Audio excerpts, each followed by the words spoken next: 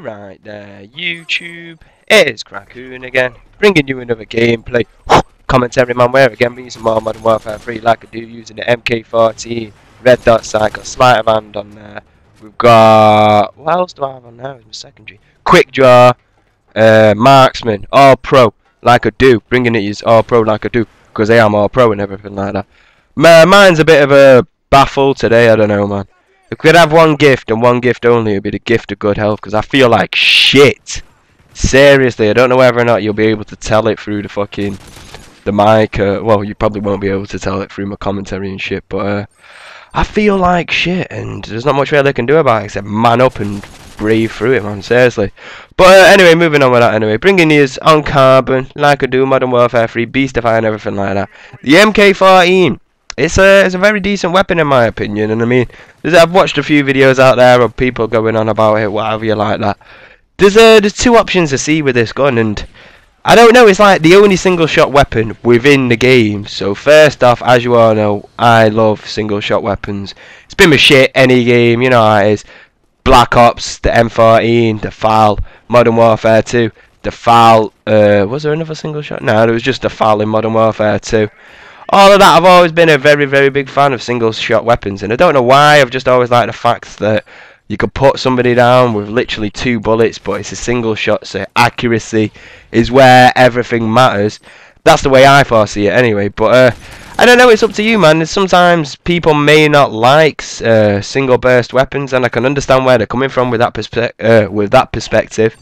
But you've got to understand, there's a time and a place for single burst weapons, and right now on this map, with this gameplay, was the time and the place, and kind of like new my team, and it's on my, one of my favourite maps, Carbon, because I don't know, the spawns don't really flip, so you're going to get a lot of sight lines, and you know they're kind of constantly going to be spawning up at the top, so the MK14 is definitely a very good weapon to pick for Carbon anyway, for just generally your long range accuracy, as well as being able to put people down long range, and also close range as well, as you saw there before when I was coming up the stairs. There was a bit ago now though. I picked up a nice little double kill spraying off the hip, so you got to take it for what it is when it comes down to it like that, man. I really do like this weapon, and it'd probably be one of my favourites to come. But as I was saying, there's two kind of setup scenarios that I like to use with it. At the moment, I believe I'm running no proficiency on it at all, because this is like one of my earlier on games. But where you see it, you want to set up with your proficiencies and that. There's either 2 proficiencies you want to use. First one, being like very top high ranked one, is well, obviously we'll call kick void, because kick goes good with any proficiency. Kick's a good proficiency for any weapon in my opinion. I mean, if you're just starting off, kick's what you want to go for, just to like get used to the weapon. Even though the guns don't have any kick, it definitely does make a difference, and you can definitely feel it sometimes. But what I'd say to go for is 2 attachments, silencer, red dot sight.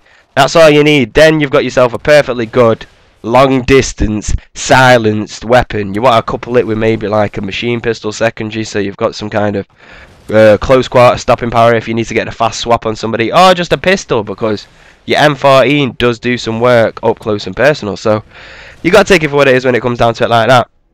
The other proficiency I'd recommend using, and you either use this with the red dot sight or with the silencer. If you want to use a different optic, you can. I mean, I'm not forcing you into using the red dot sight. If you want to use the hollow, the ACOG, whatever you want to call it. By hollow, you know what I meant, a holographic sight. It's up to you what you use. I just find that the red dot sight seems to be more open, and with these kind of long range accurate weapons, you want to make sure you've got an open sight line so you'll be able to put bullets on target. So with what I was saying about the proficiencies, the higher up proficiency up the list would be stability, and stability is it's an interesting proficiency really, and it's kind of bullshit in the same way, because it does help you, and you can definitely notice the help that it gives you and everything like that, but you've got to compare it next to each other to see like how it's going to improve your game, and generally how it's going to make you a better player. Because if you didn't know, right, stability, what it does is essentially it neutralizes the sway which you have from your weapon. So i.e., when you're aiming down sights, right, you'll notice that like your red dot or your aim never stays exactly center. It's always got some kind of sway. Like sometimes it'll go from side to side, sometimes it will kind of go like round in a circle, up and down and shit like that. what you get with what's it called now? I can't remember the name of the.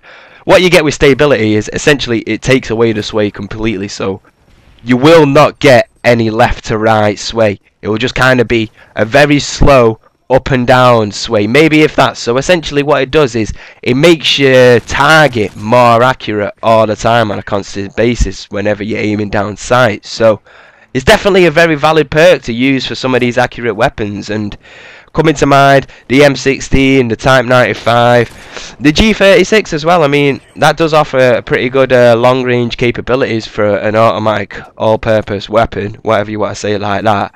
But with stability, it will maximise your put-down like range or distance or whatever you want to say it like that. So it's definitely worth giving it a try out if you kind of, I don't know, if you're kind of not really feeling the proficiencies in a way. I mean, you just kind of stick with one proficiency, don't really think about it. I mean, the most valuable proficiencies to me are 2 attachments and stability.